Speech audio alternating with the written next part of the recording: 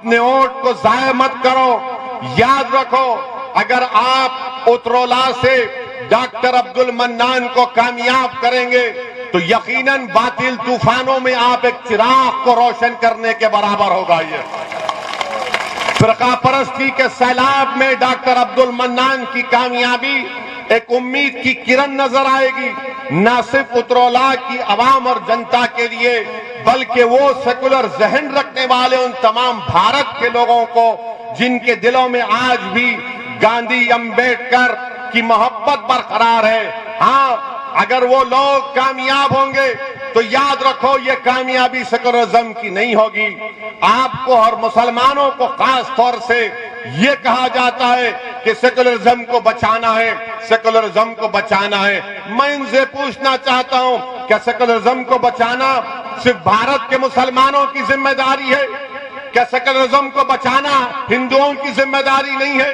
کیا سیکولرزم کو بچانا 9% یادووں کی نہیں ہے؟ 9% یادو ہیں اور 2 مرتبہ ان کا مکھیہ منتری بن جاتا ہے.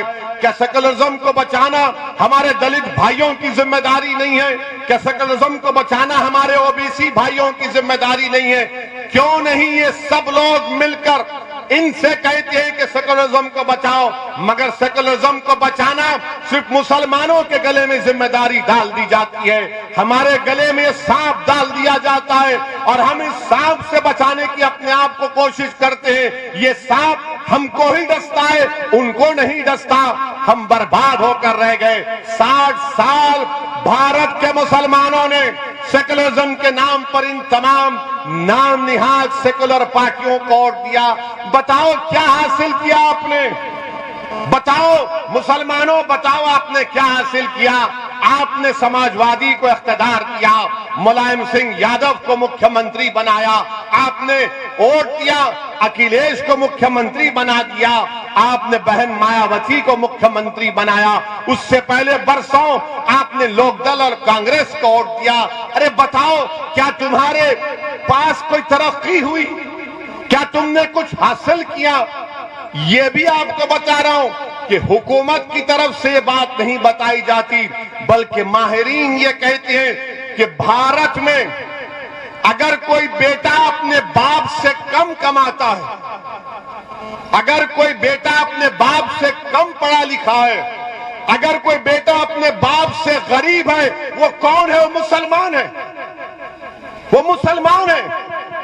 اور میں سچائی کے ساتھ آپ سے کہہ رہا ہوں اپنے گھر میں اپنے بیٹے کو دیکھو، کہاں ہے تم اور کہاں ہے تمہارا بیٹا؟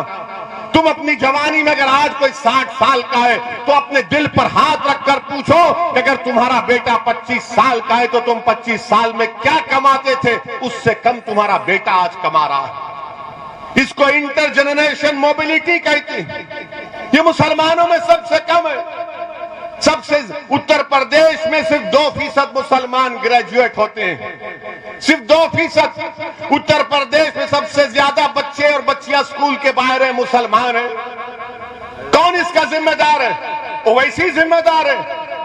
کون ذمہ دار ہے اس کا؟ اس کا ذمہ دار آپ ہیں، کیونکہ آپ کو دھوکہ دیا گیا.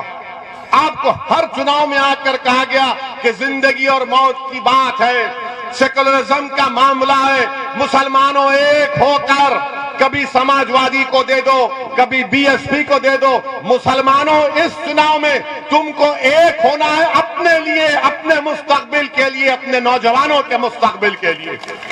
آپ نے ہمیشہ ووٹ دیا ان پارٹیوں کو، مگر کیا تم نے کبھی ووٹ دیا اپنے آپ کو؟ کیا تم نے ووٹ دیا اپنی ترقی کے لیے، اپنے بچوں کے اسکول کے لیے، اترولا میں ایک ریلوے کی لائن کے لیے، اترولا میں اسکول اور پالی ٹیکنک کے لیے، اترولا میں چینی کے مل میں قیمتوں کو دلانے کے لیے؟ یہی بات میں آپ سے عرض کرنے آیا ہوں کہ آپ کو اپنے ووٹ کا صحیح استعمال کرنا ہے. ڈرنے اور گھبرانے کی ضرورت نہیں ہے. اپنے ووٹ سے اپنی پارٹی کے امیدوار کو کامیاب کریے.